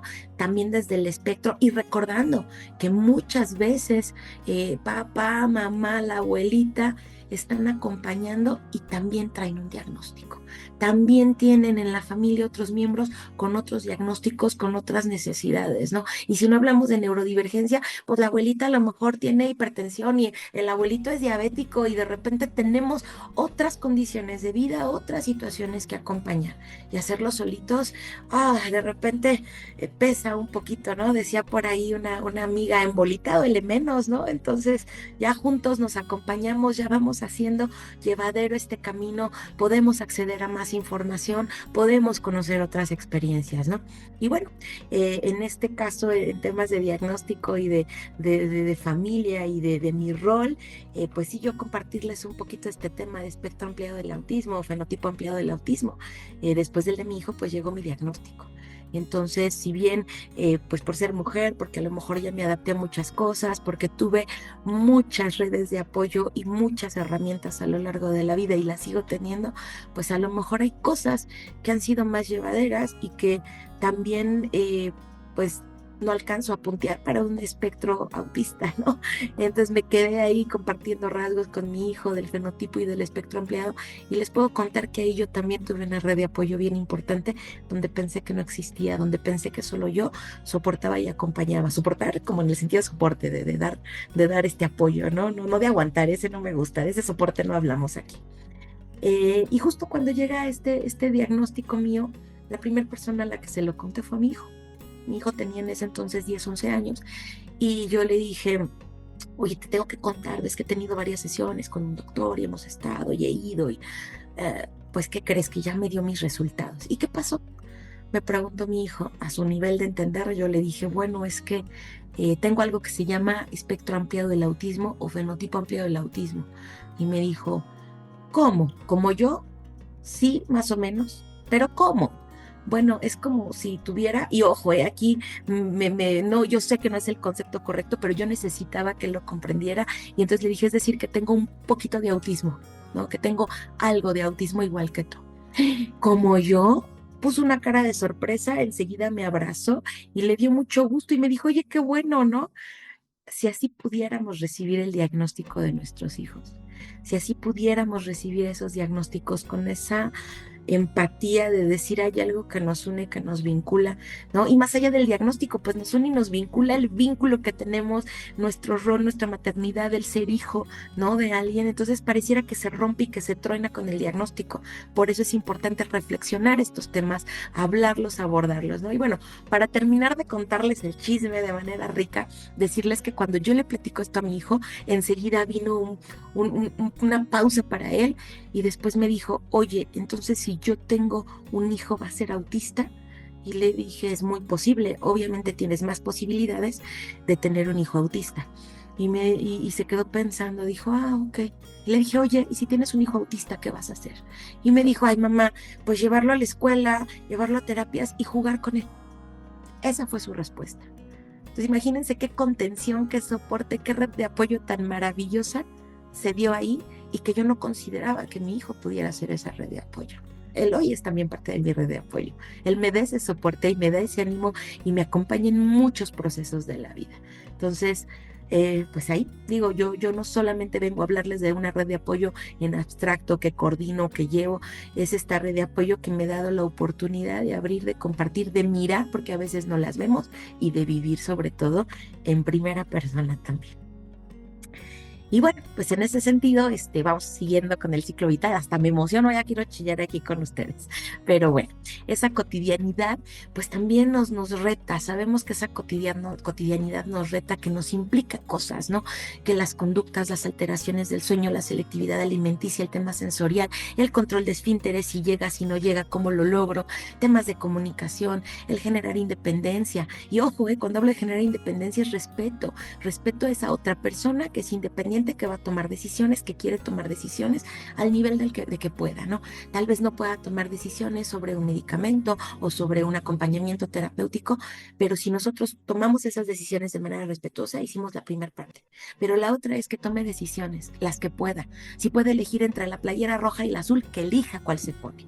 Si puede elegir entre dormir con calcetines o sin ellos, que elijan. Ahí tenemos el generar independencia implica muchísimas cosas, implica respeto, implica integridad, ¿no? Entonces vamos a pensarnos de esta manera, ¿no? Y bueno, ahí también pues va a depender, ¿no? De que generemos fortalezas, habilidades y sobre todo la estima y la autoestima de nuestros chicos. Viven muy retroalimentados, los chicos autistas son constantemente retroalimentados, y eso merma nuestra autoestima.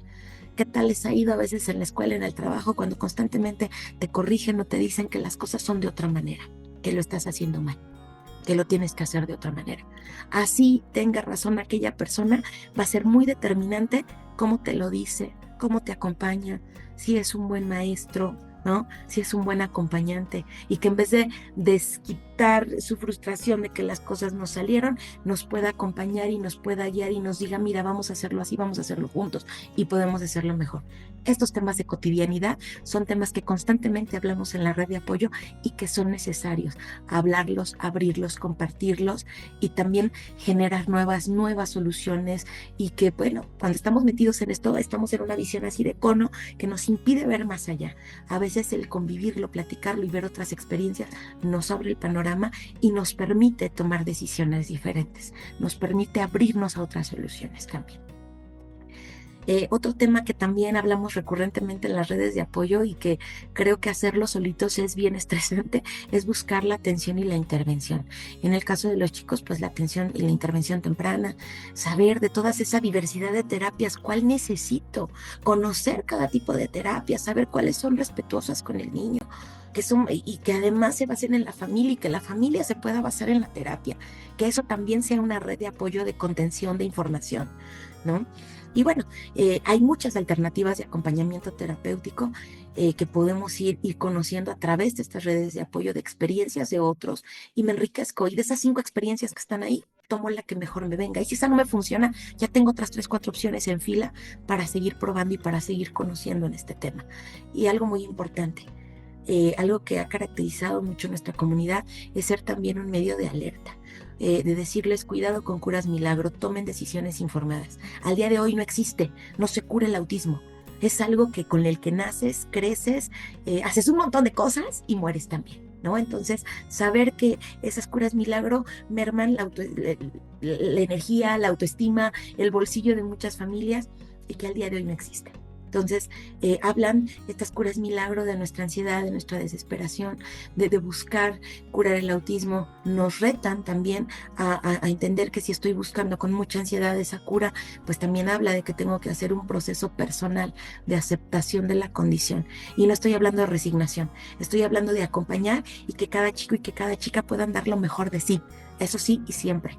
Porque incluso si hoy se curaran de autismo, pues ya no serían las personas que son, esas habilidades que de repente han ganado, esa mirada con atención a detalles de algunas cosas, tal vez también se irían. Entonces, es una de las cosas que siempre puntualizamos en nuestra comunidad, que tengamos cuidado con esto, que vayamos por aquello que está basado científicamente y que está basado y que está comprobado, que hay respuestas, que hay avances, que podemos seguir construyendo. Y bueno, en temas de inclusión, ¿qué digamos, no? Incluir tú solito a tu hijo a la escuela, pues se ha vuelto un reto, ¿no? Si no sabes cómo esa escuela está trabajando con los chicos, pues a veces es ensayo y error, y en ese ensayo y error nuestros chicos la pasan muy mal y reciben atenciones inadecuadas y a veces tienen malos tratos en la escuela.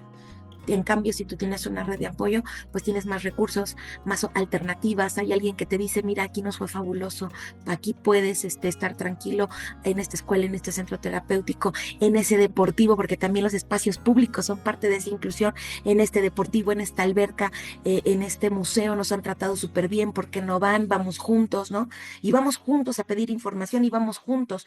Y a lo mejor te juntas con 2, con 3 mamás que van al mismo centro terapéutico que tú y se van a la alberca, y si el espacio no existía para nuestros chicos y no había alguien capacitado, pues a lo mejor esas 3 mamás se reúnen, van, le platican a la escuela, a la alberca o al espacio público qué es el autismo, qué es la neurodivergencia, y abren un lugar, un espacio especializado o en el mismo espacio conviviendo con otros, pero ya capacitando a los entrenadores, a los profesores, a los maestros. Y eso sí hace una diferencia, eso sí puede estar transformando constantemente la vida de muchas personas. Y bueno, en ese sentido, pues otras áreas del desarrollo se van a ver beneficiadas. Yo aquí les menciono un poquito el INDEX y el modelo Kiva en temas de inclusión. El INDEX, pues de inclusión, es un libro ya viejito, pero que nos da un montón de pautas para la inclusión de todas las personas con alguna condición distinta a la norma, ¿no? Entonces, pues echen mano de esto, hablarlo, convivirlo, conocerlo en comunidad, nos daría mucha información y muchas pautas de atención. Y bueno, insisto mucho en el modelo Kiva. El modelo Kiva es un modelo finlandés que se implementó en las escuelas para disminuir el bullying. y lo lograron. Y el modelo Kiva, entre muchos de sus líneas de abordaje, pues es la conversación con estudiantes, hablar de la diferencia, validarla, saber que aquellas cosas, que cualquier persona es válida, que es significativa, que puede aportar algo al mundo, que las mentes diferentes también son parte de todos y que todos tenemos, que justo esa diversidad nos hace distintos, ¿no?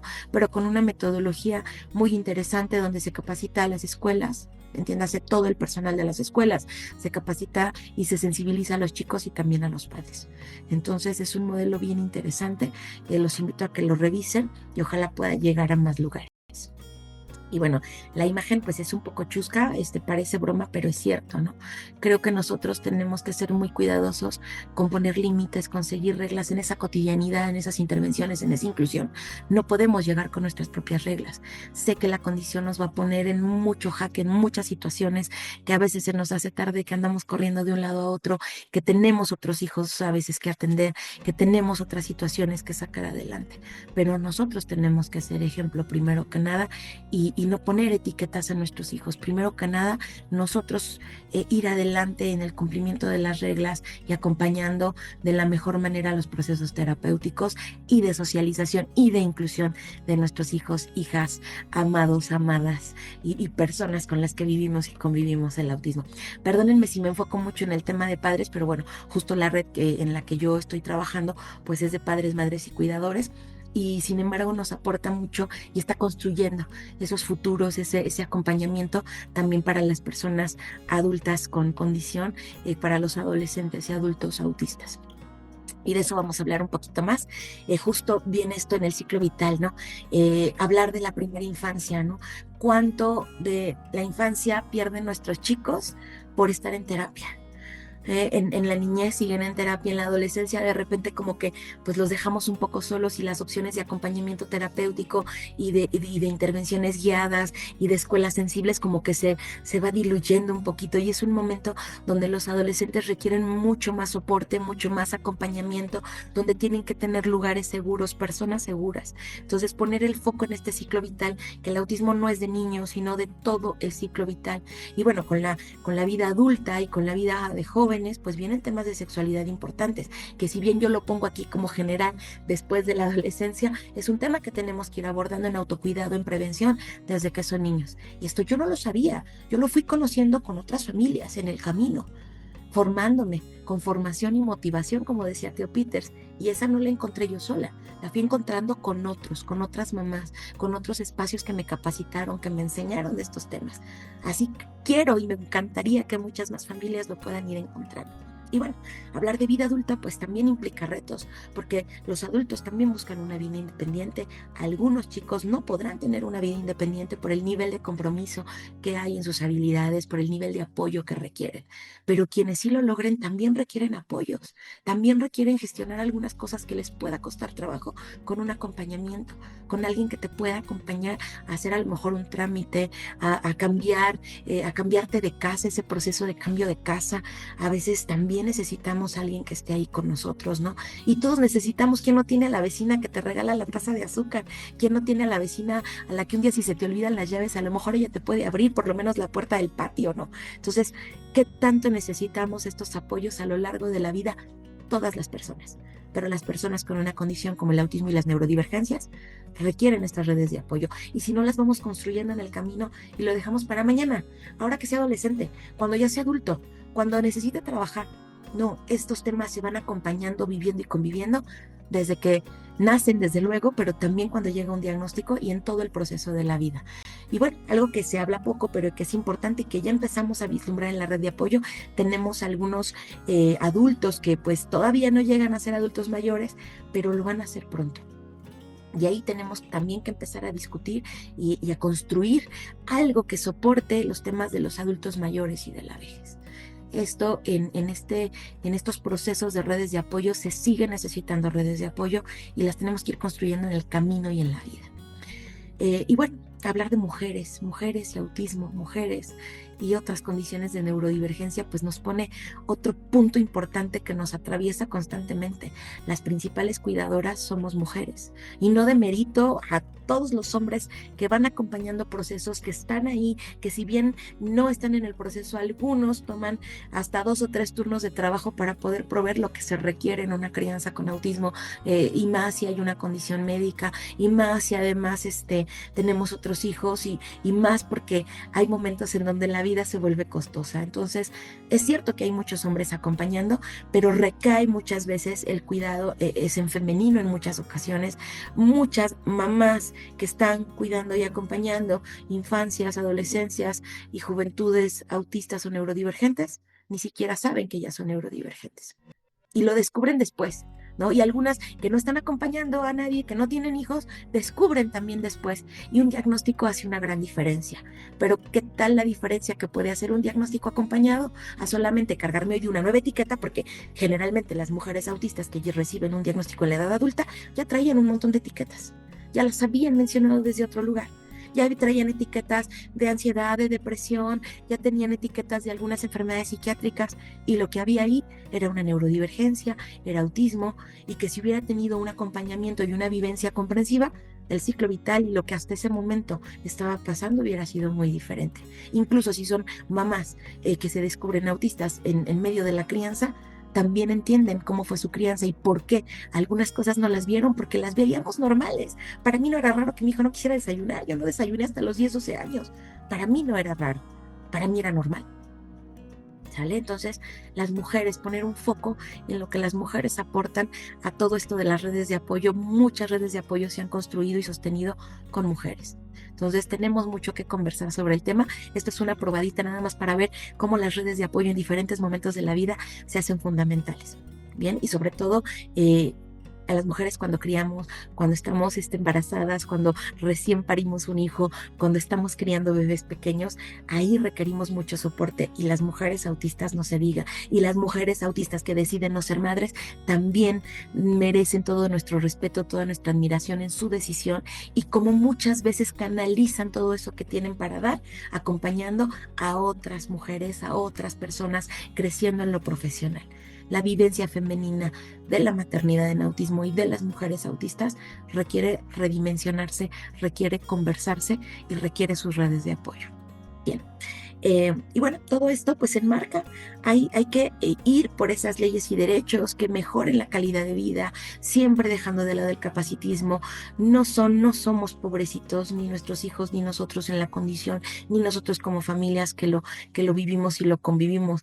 Las estadísticas formales nos van a decir que hay uno en cada 100, en Estados Unidos uno de cada 33, etcétera, de personas autistas. ¿Y por qué no se dice que del presupuesto de un país ese uno de cada 100 o ese peso de cada 33 no son recursos que mejoren la calidad de vida de cada persona que lo vive así, ¿no?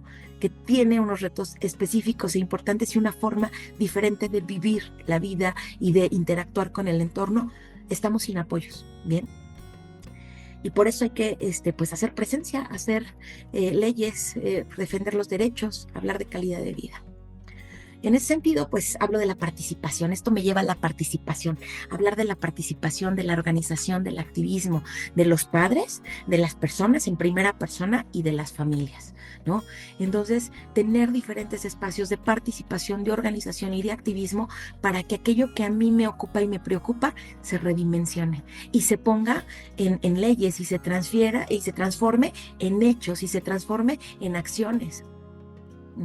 No va a pasar esto si no lo hacemos nosotros.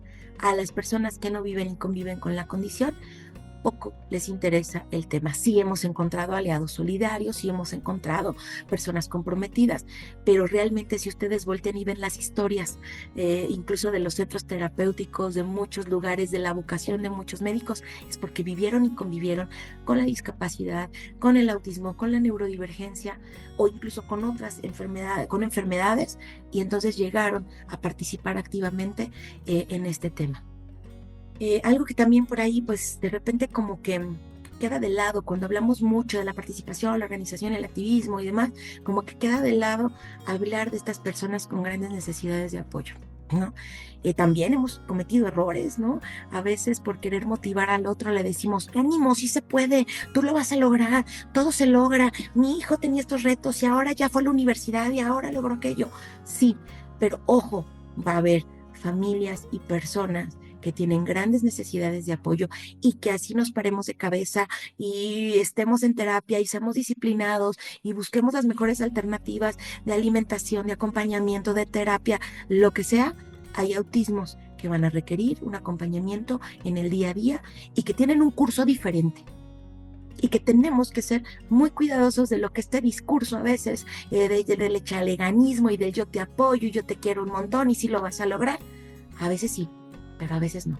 Y ahí también necesitamos, ahí también las familias que viven y conviven con grandes necesidades de apoyo y las personas autistas con grandes necesidades de apoyo también requieren redes de apoyo comprensivas, donde no nos comparemos, donde nos miremos como otra persona con otra experiencia de vida y que qué es lo que podemos aportar para que esa experiencia de vida tuya y única sea mejor, sea más llevadera, sea más disfrutable, sea más plena.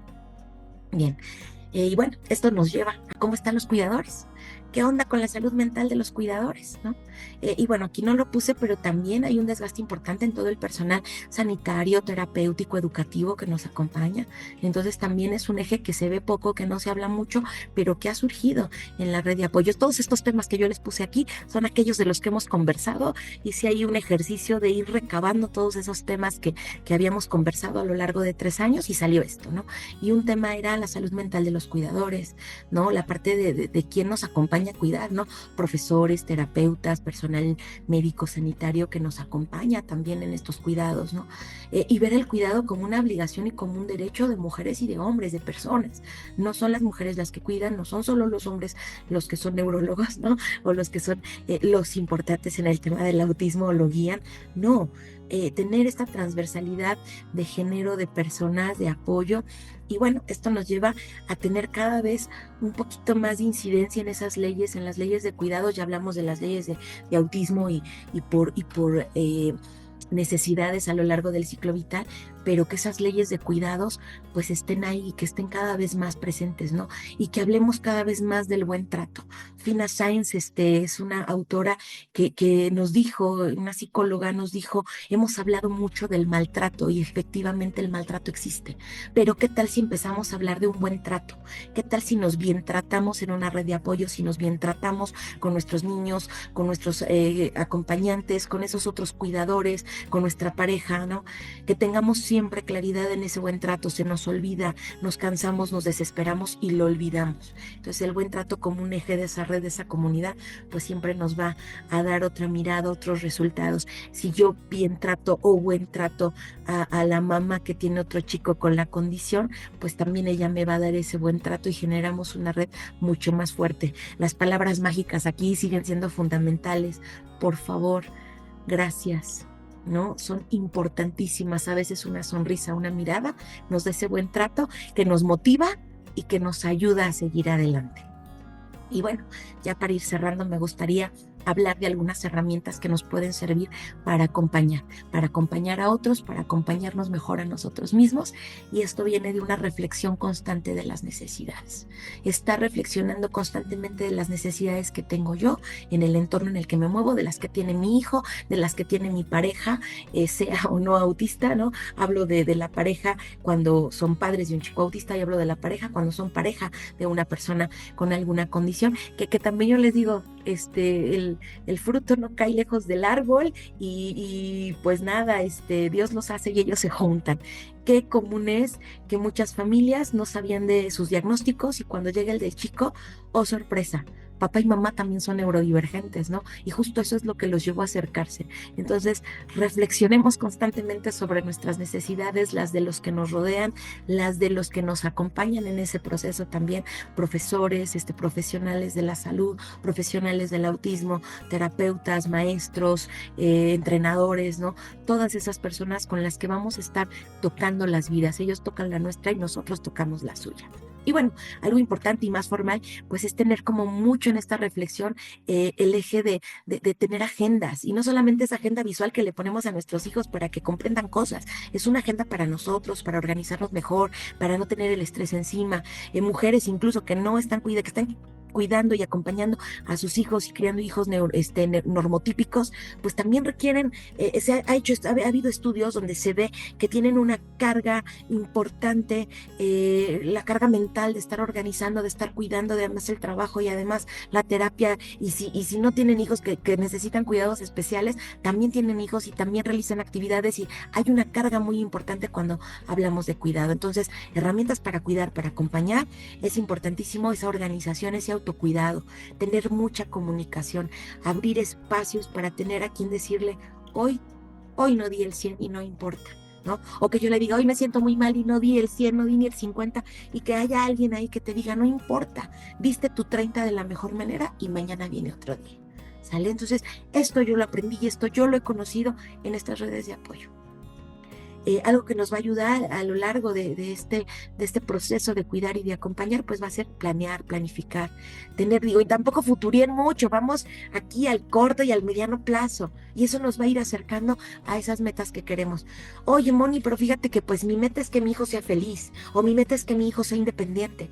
¿Qué tal si ahorita vemos qué cosas lo hacen feliz y lo podemos tener ahorita? Dale un abrazo. Oye, pero es que yo quiero que sea independiente, ¿ok?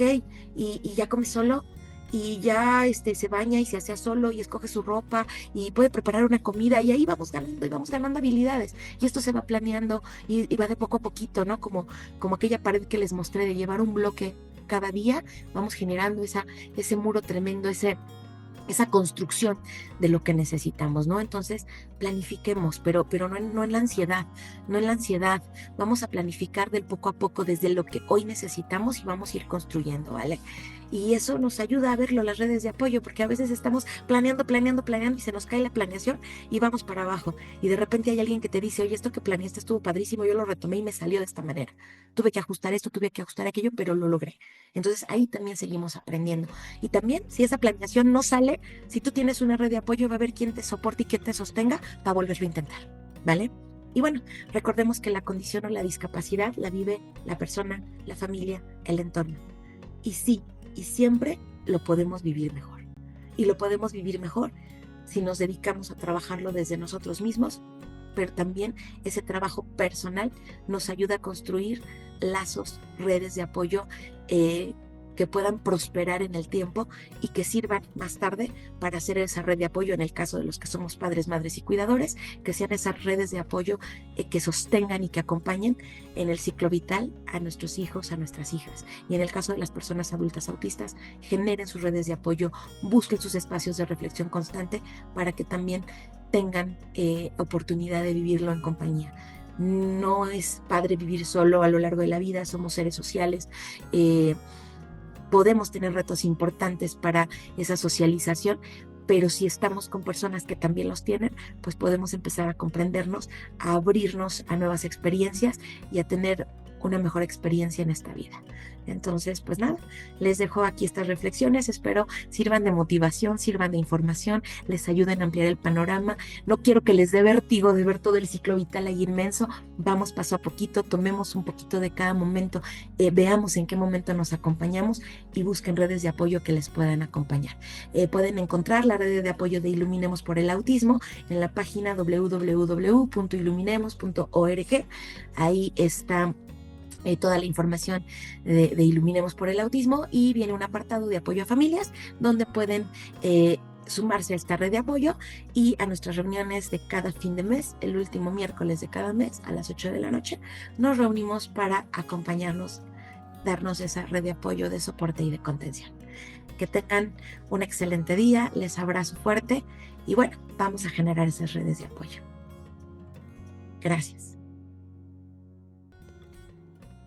Gracias, Moni.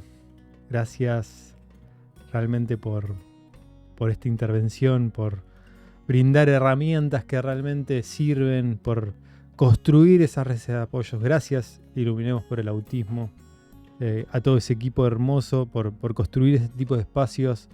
Aprovechen ese tipo de espacios, ya sea en Iluminemos o, como les decía, buscando esos grupos de familias, esas asociaciones, esas organizaciones de cercanía, ¿no? En la medida de lo posible.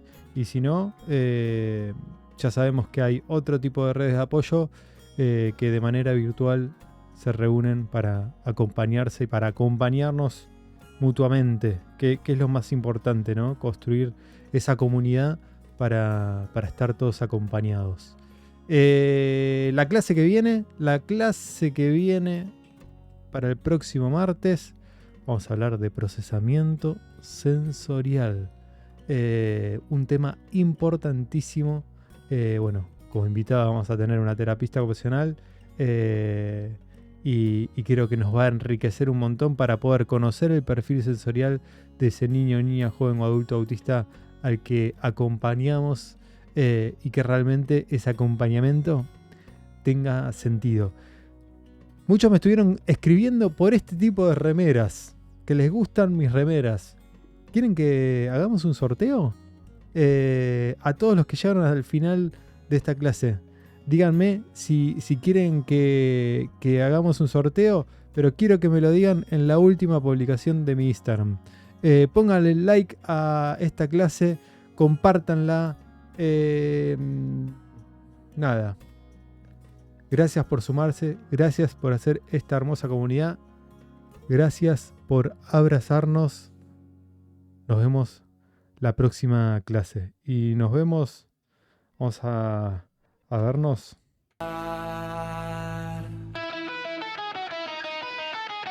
Nos vamos.